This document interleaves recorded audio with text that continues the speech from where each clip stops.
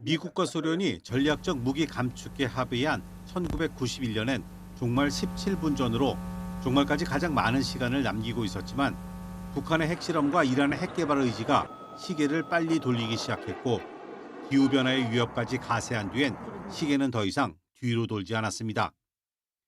2020년 100초 1분대로 줄어든 지구의 남은 수명은 러시아의 우크라이나 침공과 핵 위협 등으로 지난해 운명의 날 시계 등장 이후 가장 촉박한 90초까지 줄었고 올해도 나아지지 않았습니다.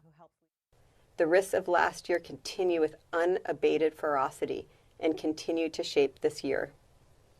Today, we once again set the doomsday clock to express a continuing and unprecedented level of risk. It is 90 seconds to midnight. 지난해 대전과 세종, 충남 지역은 최근 50년간 가장 더운 한 해로 기록됐습니다. 김성국 기자가 취재했습니다. 지난해 대전과 세종, 충남의 연평균 기온은 평년보다 1.1도 높은 13.5도. 기상 관측을 시작한 지난 1973년 이후 50년 만에 가장 높았습니다. 이상 고온 현상이 1년 내내 지속하다 보니 봄에는 벚꽃 없는 벚꽃 축제가, 겨울에는 얼음 없는 얼음 축제가 열리기도 합니다.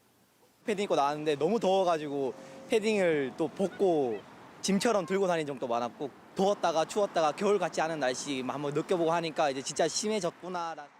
문제는 지구온난화가 점점 심해지고 있다는 겁니다. 지난해 지구의 평균 기온은 최근 100여 년 사이에 가장 높았는데 지구온난화의 원인인 탄소 배출은 계속 늘고 있습니다. 그 이산화탄소가 어떤 그 비닐하우스처럼 온실 효과에 어떤 영향을 끼치기 때문에 지구가 계속 더 온도가 높아진다. 기상청은 이러한 기후변화의 흐름이 올해도 이어질 것으로 예상된다며 지난해와 비슷한 폭염과 집중호우 등이 언제든 나타날 수 있다고 경고했습니다. MBC 뉴스 김성국입니다.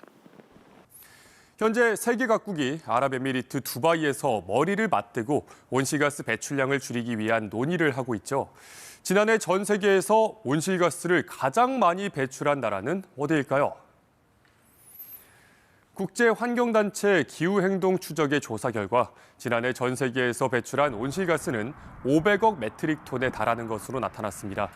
이 가운데 중국이 144억 메트릭톤으로 전체 배출량의 30%를 차지하면서 가장 많은 온실가스를 배출한 것으로 집계됐습니다.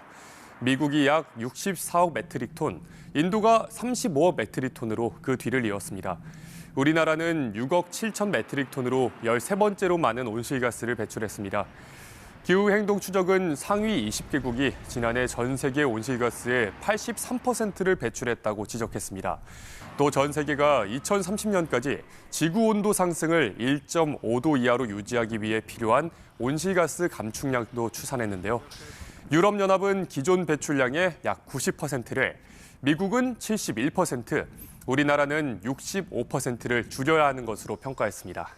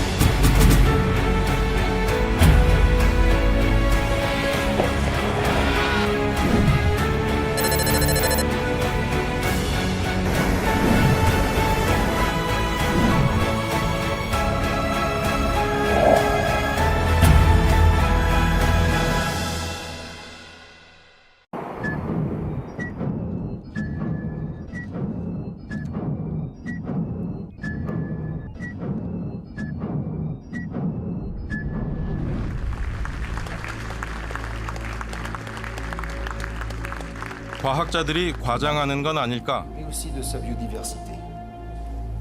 기후변화에 관한 정부 간 협의체 IPCC는 각국 과학자 수백 명이 합의한 예측 보고서를 냅니다.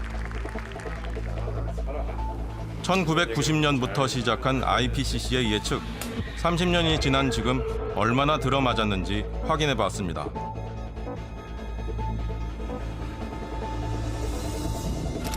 지구 기온 상승은 예측 범위 가운데 가장 더운 쪽으로 실제 관측치가 따라가고 있습니다. 해수면 상승 역시 예측 범위 중 가장 부정적인 수치를 따라 올라갑니다. 예측을 벗어난 게 있다면 극지방 해빙 면적인데 2000년 들어 예측치보다 빠르게 녹아내려 없어지고 있습니다. 과장은커녕 실제가 예측 평균보다 심각한 겁니다.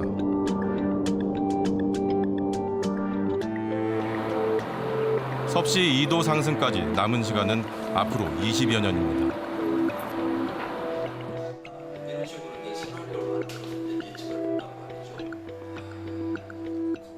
거의 완벽하게 극단적인 시나리오를 그대로 따라서 지금 따라가고 있어요.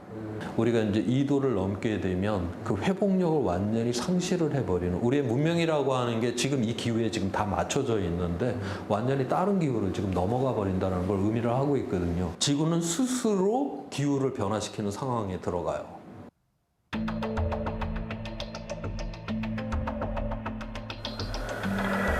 하지만 지난 수십 년간 경고는 무시되어 왔습니다.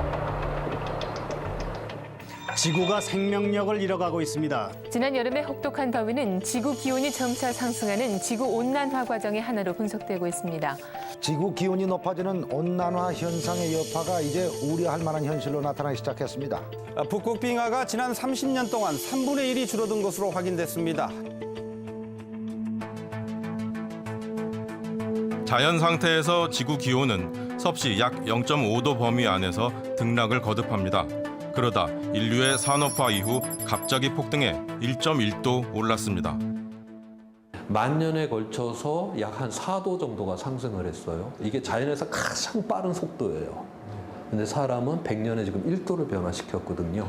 자, 그러면 사람이 자연에서 변화되는 속도의 한 25배 지금 빠르게 이게 변화를 시켰다라고 하는 건데, 이렇게 되게 되면 이제 생태계들이 견뎌내지를 못하는 거죠. 그래서 시속 100km로 고속도로를 달리다가 느닷없이 2,500km가 됐다라는 소리거든요. 이건 뭐 죽음을 향해서 간다라고 하는 소리 아니에요?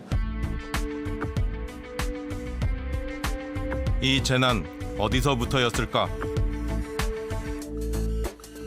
인류의 탄소 배출은 화석 연료를 본격 사용하기 시작한 산업화 시대 이후부터 기하급수적으로 늘어납니다. 세계의 경제 성장을 나타내는 GDP 총액 역시 산업혁명을 지나며 급격히 올라갑니다.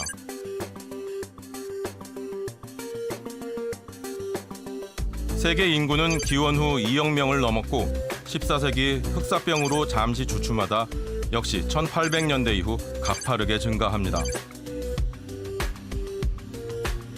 산업화 이후 수직 상승하는 닮은 꼴 곡선들, 우리에게 무언가를 말하고 있습니다. 인간의 활동이 지구를 고열에 시달리게 했다는 불편한 진실입니다.